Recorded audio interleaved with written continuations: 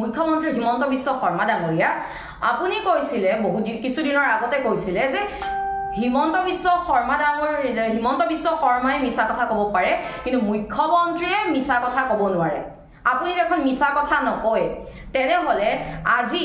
আপুনি দুটাকৈ মিছা কথা কৈছে কি দুটা মিছা কথা ক'লে সেইটো কম কিন্তু তাৰ আগতে ক'ব বিচাৰিছো আপুনি আপোনাৰ মুখখনৰ কাৰণে এখন এছঅপি প্ৰস্তুত কৰক কেবিনেট বৈঠক পাতক আৰু তাৰ সেই কেবিনেট বৈঠকত এখন এছঅপি উলিয়াওক আপুনি মুখখনেৰ জিহে পায় তিহে আপুনি যি মন যে আপুনি সেই কথা কৈ থাকে আপোনাৰ কাৰণে এছঅপি এখন খুবেই প্ৰয়োজন হয় এতিয়া মানে আপোনালোকৰ দিনত জনতায়ে সঁচা কথা ক'ব নোৱাৰিব নেকি আৰু সঁচা কথা কোৱাৰ অধিকাৰ নাই নেকি জাতিলাওটোক জাতিলাও বুলি নকৈ আপোনালোকৰ কাৰণে এতিয়া কি জাতিলাওটোক বেঙেনা বুলি ক'ব লাগিব নেকি আপুনি ইমান মিছা কথা কেনেকৈ ক'ব পাৰে আপুনি প্ৰথমে ক'লে যে ৰাহুল গান্ধী আগমনক লৈ মুখ্যমন্ত্ৰীৰ প্ৰতিক্ৰিয়া কংগ্ৰেছৰ ঘড়ী 28 দিন পিছতহে চলে জুবিন গাৰ্গ দেৱৰ মৃত্যুৰ 28 দিন পিছতহে ৰাহুল গান্ধী আহিব ভূপেন হাজৰিকাৰ সময়ত কংগ্ৰেছৰ কোনো শীৰ্ষ নেতা নাহিল আমি জুবিন গাৰ্গ দেৱৰ শেষ কৃত্যতে শীৰ্ষ কংগ্ৰেছ নেতা অহাটো বিচাৰিছিলো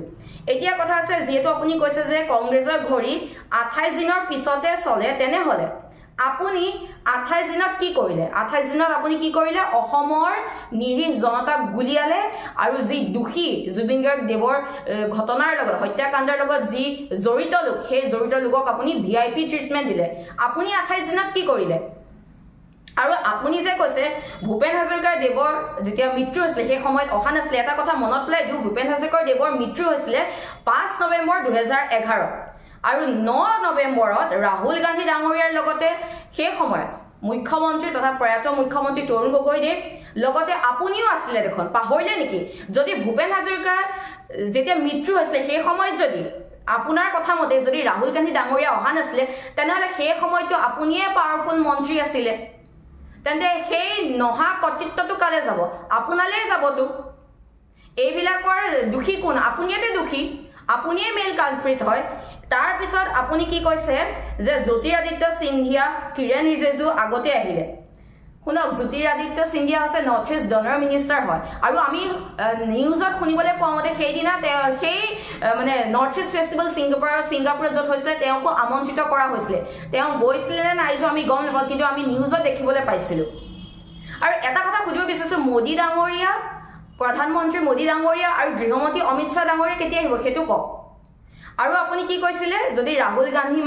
গান্ধী ডাঙৰীয়াই মাতে ময়ো মানে ৰাহুল গান্ধী ডাঙৰীয়াৰ লগত যাম মানে এতিয়াও পুৰণা প্ৰেম এৰিব পৰা নাই নেকি সেই কাৰণে কংগ্ৰেছৰ পিছত 90 জনকৈ আপোনাৰ যি মানে স্পাই ৰাখি থৈছিলে নহয় জানো কংগ্ৰেছলৈ আহিবলৈ মন নেকি কিন্তু কংগ্ৰেছে আপোনাক নাৰাখে কাৰণ আপোনাৰ যিখন মানে হিষ্ট্ৰী হয় সেই হিষ্ট্ৰীখনত আপোনাৰ কংগ্ৰেছৰ স্থান নাই আপুনি যে কৈছে ৰাহুল গান্ধী ডাঙৰীয়াই মাতিলে আপুনি যাব আপোনাক ৰাহুল গান্ধী ডাঙৰীয়া জানো মাতিব আৰু ৰাহুল গান্ধী ডাঙৰীয়া যেতিয়াই অসমলৈ নাহক কিয় আপোনাৰ দলৰ নেতা নহয় আপুনি আপোনাৰ দলৰ নেতা কথা ভাবক মণিপুৰলৈ প্ৰধানমন্ত্ৰী মোদী ডাঙৰীয়া কেতিয়া গ'ল সেইটো জনতাক জনক লাজ নালাগে মুখখন হৈ বোলে যিহক পায় তিহে আপুনি কিয় কথা কয় আপোনাৰ কাৰণে খুব এছঅপি এখন খুবেই দৰকাৰ হয় আৰু আপোনাৰ মুখৰ পৰা এইবিলাক কথাই আশা কৰিব পাৰি যিটো সময়ত ছিংগাপুৰৰ প্ৰবাসী অসমীয়াক আপুনি ব্ৰাইট আছামিজ বুলি কৈছে আৰু আপোনাৰ পৰা কি আশা কৰিব পাৰি যেনেকৈ শগুন যিমান ওপৰলৈ নুৰক কিয় সদায় মৰাশ ওপৰতে চকু ঠিক তেনেদৰে আপুনি যিমানেই ডাঙৰ পদবী নাথাকে কিয় মুখ্যমন্ত্ৰী নহওক কিয় আপোনাৰ মুখৰ পৰা বেবেৰিবাং কথা ওলাবই শগুন আৰু আপোনাৰ মাজত কোনো পাৰ্থক্য নাই